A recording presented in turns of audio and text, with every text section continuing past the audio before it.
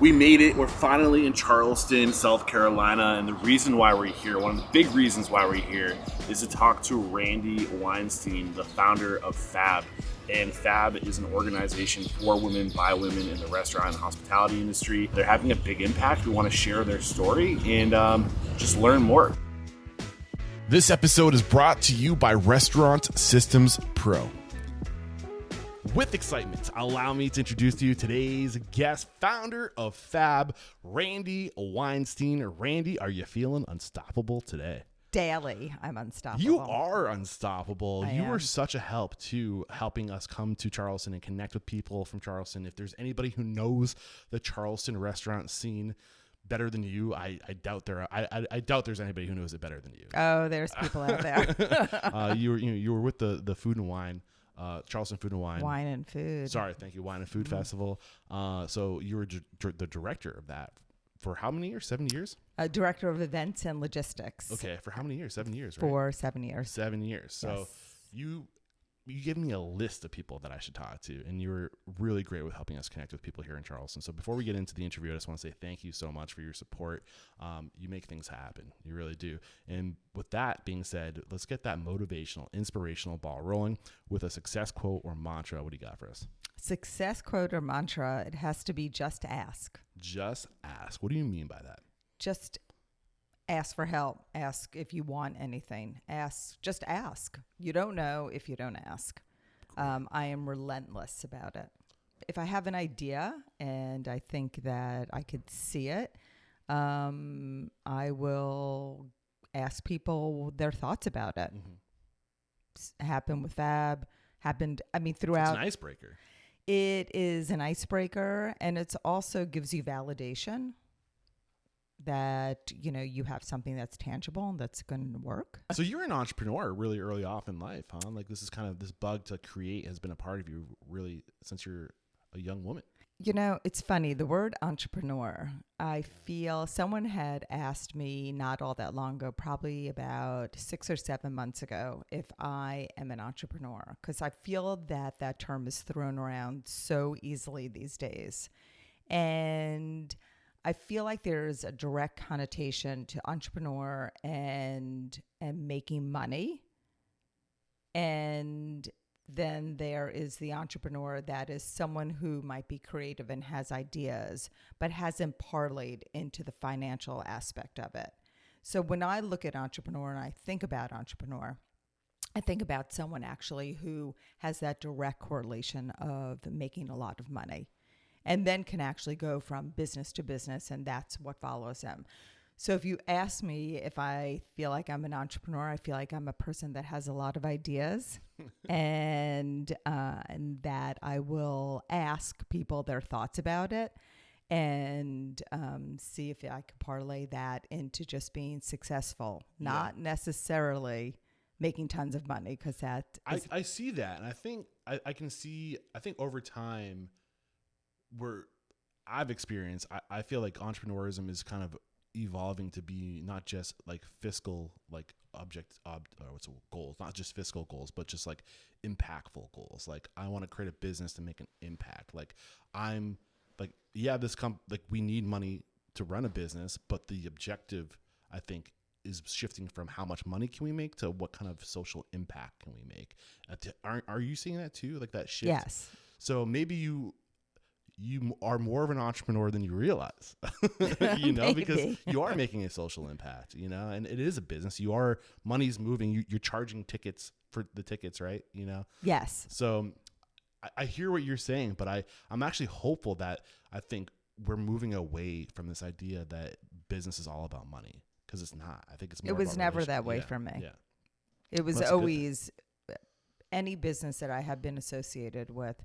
It was always that it was for the good of whomever it was serving at that time. It's almost like the narrative is like more about their money. The money part of business is more about security. It's about we need the money to provide security to our people. I think that's like a shift that's happening right now. It's like we do need money.